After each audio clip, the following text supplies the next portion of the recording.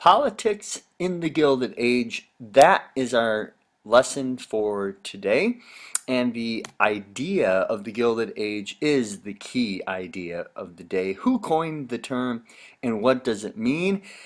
Explain the political machine, who a political boss is and what he does, and who Boss Tweed is. Finally, what's the connection between patronage and big business before the end of the 19th century? Key vocab includes ethics and patronage, but the key one and where we begin today is the Gilded Age.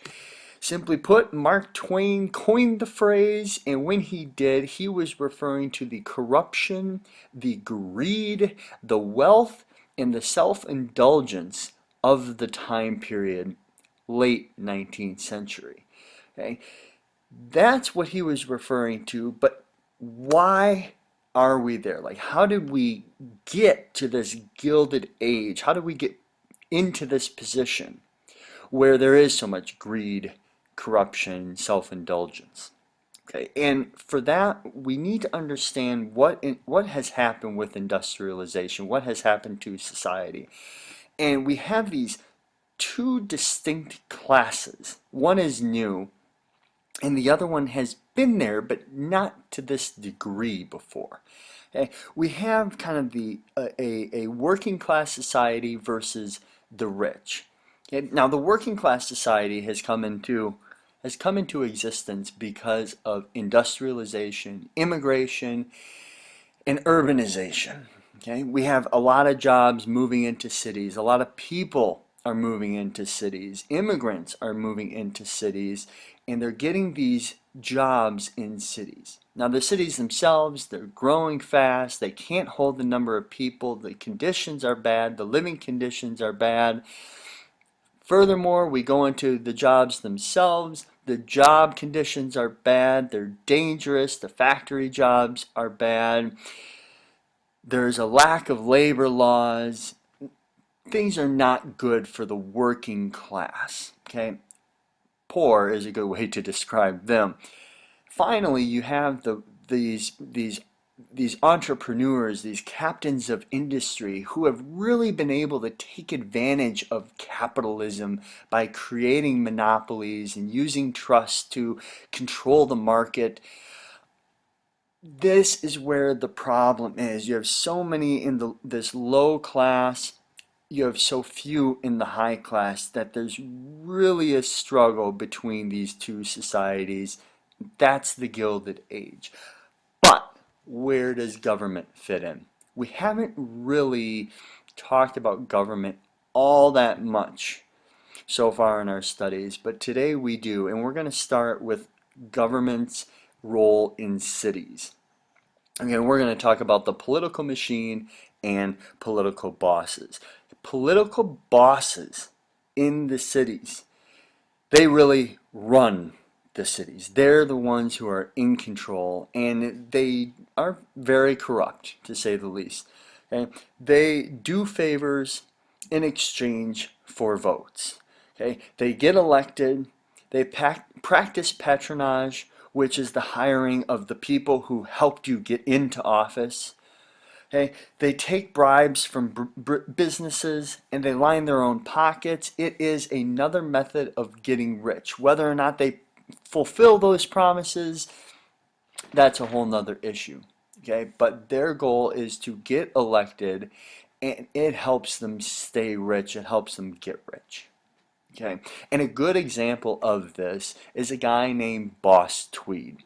He is probably the most famous political boss, and he's in charge of the political machine in New York City in the late 1800s.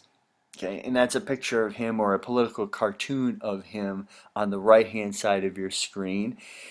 And the political cartoon of him there, the one thing I'm going to mention at this point is the reason why he's depicted as being such a big guy, an obese man, is because that is a reflection of the greed that is defined of the Gilded Age. He has more than he needs, and yet he's looking for more and more wealth. And a great example of this, and it's in the reading, is the scandal. It's a construction project where he tells taxpayers that they need $13 million to make this project happen.